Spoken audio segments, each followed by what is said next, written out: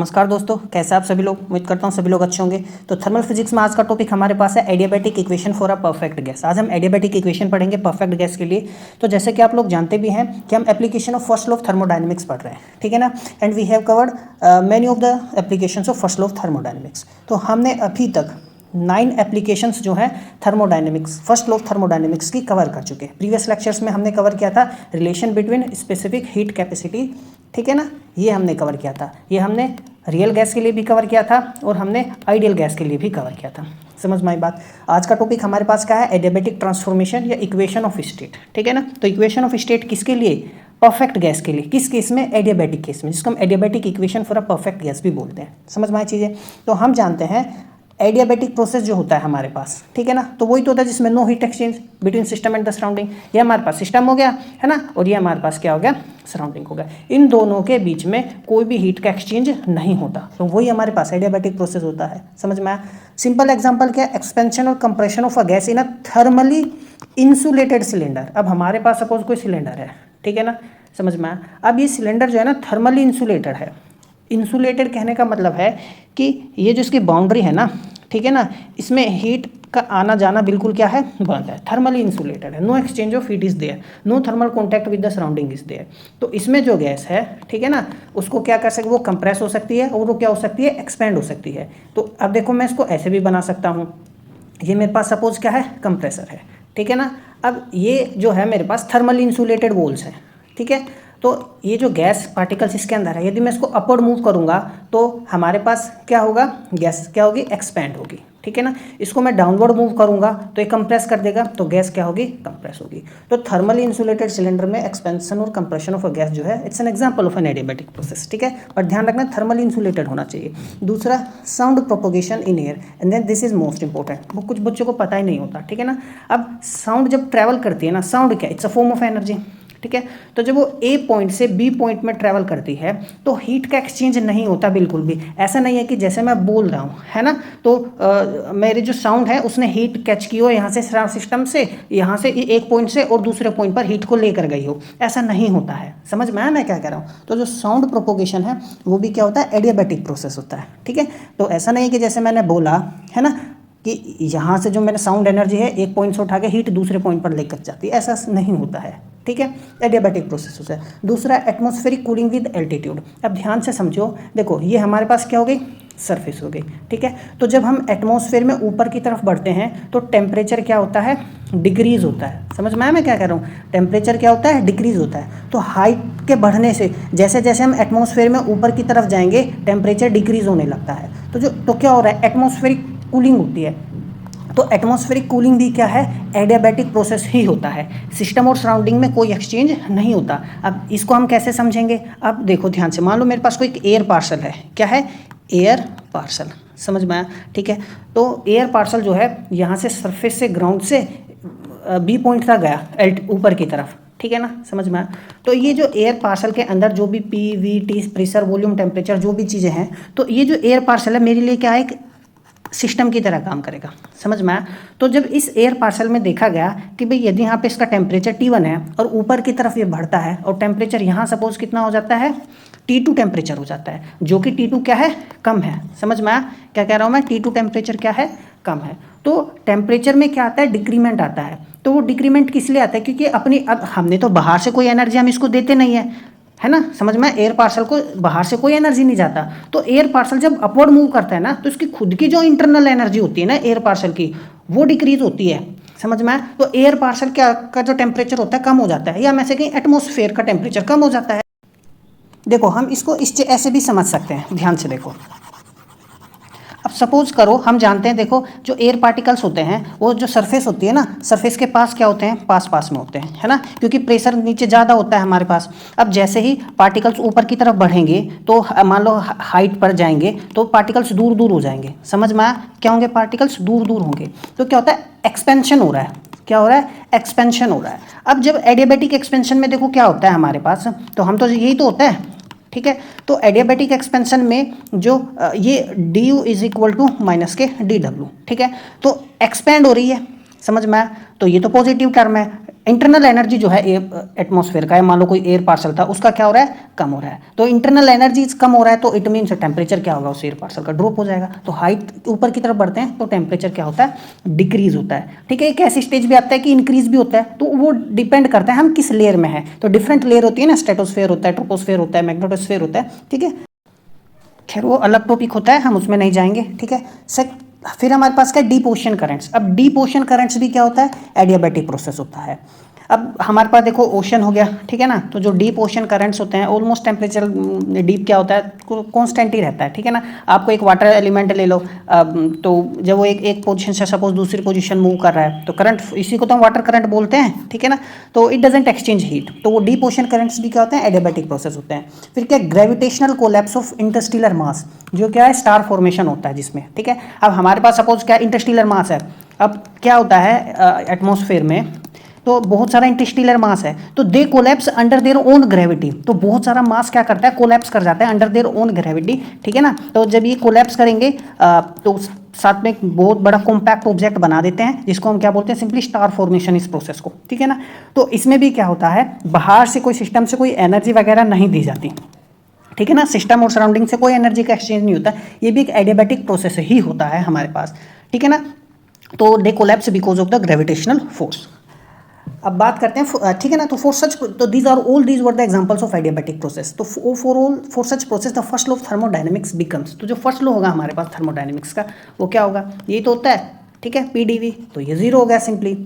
और हम जानते हैं चेंज इन इंटरनल एनर्जी क्या होता है, at constant volume, this one CV D T, और वर्क डन क्या होगा, पीडीवी। तो इन दोनों को पुट कर दो सिंपली, हमारे पास ये आ गया। ठीक है ना, तो यूजिंग आइडियल गैस लो तो क्या होगा, देखो ये टर्म तो एज इट इज होगी, तो पी को मैं क्या लिख सकता हूँ, एनआरटी अपॉन में वी। तो देखो पी का वैल्यू लिख दिया मैंने सिंपल, तो ये पी का वैल्यू आ गया। ठीक है ना, कोई डाउट है। अब नाउ व्हाट वी डिड, अब डिवाइड कर दो पूरी टर्म को सीवी डी टी से, तो सीवी कट जाएगा, नीचे टी बचेगा, इसी तरीके से टी कट जाएगा, तो ये मेरे पास एनआर अपॉन में सीवी बचा। ठीक है, समझ में आया। अब देखो फॉर मोनो एटोमिक गैस, ठीक है, तो मोनो एटोमिक गैस के लिए एक रेशियो होता है जिसको हम क्या बोलते हैं, एडियाबैटिक इंडेक्स। तो ये एडियाबैटिक इंडेक्स होता है गामा सीपी अपॉन में सीवी। ठीक है, तो इसको फर्दर प्रोसीड करने से पहले मैं बता दूं क्या होता है, कांस्टेंट होता है। तो ये मैंने ना आपको प्रूव भी कराया था। ठीक है ना, मोस्ट प्रोबेबली फोर्थ फिफ्थ या थर्ड फोर्थ फिफ्थ लेक्चर्स में ये सीपी अपॉन सीवी जो रेशियो होता है ये मैंने आपको बताया था किस तरीके से आता है। ठीक है, तो ये कॉन्स्टेंट रेशियो होता है, इसको मैं एडियाबैटिक इंडेक्स बोलते हैं। तो मोनो एटोमिक गैस के लिए ये हो गया। तो ये जो मोनो एटोमिक गैस के लिए क्या होता है, कांस्टेंट, ध्यान से समझो, मोनो एटोमिक गैस के लिए क्या होता है, कांस्टेंट। मोनो एटोमिक गैस जैसे हमारे पास हीलियम हो गई ना, मोनो एटोमिक एक ही एटम इसमें। लेकिन पोली एटोमिक गैस के लिए जैसे ऑक्सीजन पोली एटोमिक हो गई, 2 एटम हो गए। ठीक है ना, या इसको हम डाई एटोमिक बोल देंगे। ठीक है, ट्राई एटोमिक भी हो सकता है हमारे पास गैस। तो ये जो होता है ना एडियाबैटिक इंडेक्स, ये कांस्टेंट नहीं रहता, ये कांस्टेंट सिर्फ मोनो एटोमिक केस के लिए रहता है। तो बहुत इंपॉर्टेंट बात है, ध्यान रखना।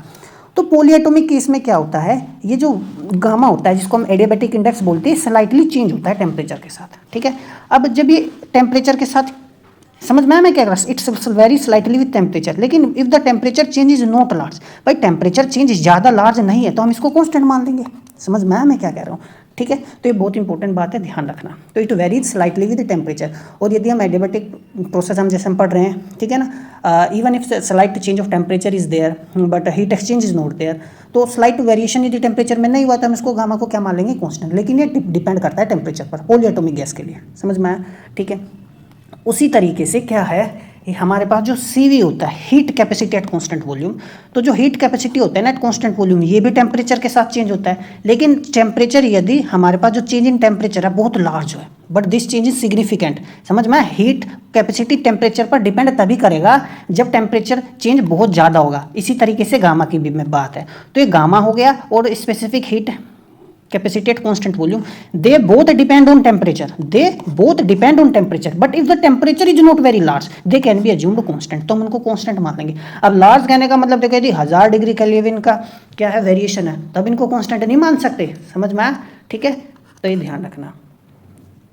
ठीक है, तो under this assumption integrating both side, अब हम इंटीग्रेट यदि करेंगे दोनों साइड, है ना, तो देखो ये सीवी को कांस्टेंट माना है तभी तो बाहर रखा है मैंने। तो देखो D T by D T, तो ये तो एल एन हो जाएगा, है ना, डी एक्स अपॉन एक्स क्या होता है, एल एन एक्स होता है, लॉगरिथमिक आ गया, N R upon C V है, इसका इंटीग्रेशन करेंगे एल एन वी हो गया। ठीक है, ये कॉन्स्टेंट के मान लिया मैंने। समझ में आई चीज़ें। ठीक है, अब देखो ये दोनों टर्म क्या है मेरे पास, ठीक है ना, तो ये इसको मैं क्या लिख सकता हूँ, ध्यान से देखा, log t plus log V N R upon में C V is equal to constant, ये तो है हमारे पास, ठीक है। अब देखो इस टर्म को ना मैंने कुछ नहीं किया, बस ऊपर की तरफ लिख लिया, वी की पावर में ले गया, क्योंकि हमारे पास क्या होता है फॉर्मूला, log x की पावर n है तो n आगे आ जाएगा, हम ऐसे लिखेंगे, समझ में आया, ठीक है, ये नेचुरल log है हमारे पास। अब देखो प्रोडक्ट रूल मैं इसमें लगाऊंगा यदि, तो इन दोनों को मैं प्लस है ना, तो T V N R upon में सी वी लिख सकता हूँ, it is equal to constant, समझ में आया। तो ये मेरे पास क्या आ जाएगा, टी एन आर अपॉन में C V is equal to constant, ये कोई, तो ये चीज़ हमारे पास आ गई, समझ में आया। This is what is important. अब देखो हम मेयर्स फॉर्मूले का इस्तेमाल करेंगे, तो हमारे पास C P minus C V क्या है, एन आर है, तो दोनों साइड सी वी से डिवाइड कर दो, ये हमारे पास 1 बचेगा, यहाँ सी वी आ जाएगा, ठीक है। C P upon C V क्या होता है, gamma minus 1 is equal to N R upon में सी वी, तो इसलिए एन आर अपॉन में सी वी को हमने क्या लिख लिया, गामा माइनस 1, ये गामा माइनस 1 आ गया, इसलिए T V gamma minus 1 constant, समझ में आया। ये हमारे पास एक फॉर्म है, इंपॉर्टेंट है, ध्यान रखना। तो this is the adiabatic equation of state in terms of temperature and volume, temperature और वॉल्यूम के टर्म्स में आ गए। अब हम इसको अलग फॉर्म में भी प्रेशर वॉल्यूम टेम्परेचर प्रेशर के फॉर्म्स में भी एक्सप्रेस कर सकते हैं, ठीक है। तो in terms of pressure and volume यदि हम लिखें, तो हम क्या हम जानते हैं, टी वी गामा माइनस के 1 कॉन्स्टेंट है हमारे पास, ठीक है। तो टेम्परेचर हमें क्या करना है, प्रेशर और वॉल्यूम की फॉर्म में लिखना है, तो देखो वॉल्यूम की तो ऑलरेडी है तो उसको चेंज मत करो, टेम्परेचर में क्या लिख सकता हूँ, पी वी अपॉन में एन आर, समझ में आ गई बात, ठीक है। ये आइडियल गैस से मैंने लिखा, ideal gas P V is equal to N R T तो होता है हमारे पास, ठीक है। तो ये क्या गया, कॉन्स्टेंट। अब देखो क्या है, अब देखो ये प्रेशर हो गया, वॉल्यूम की पावर यहाँ 1 है, यहाँ -1 है, तो कट जाएगा, ये बचेगा, एन आर उधर चला गया, वो भी क्या कॉन्स्टेंट ही है, तो मेरे पास ये टर्म आ गई, समझ में।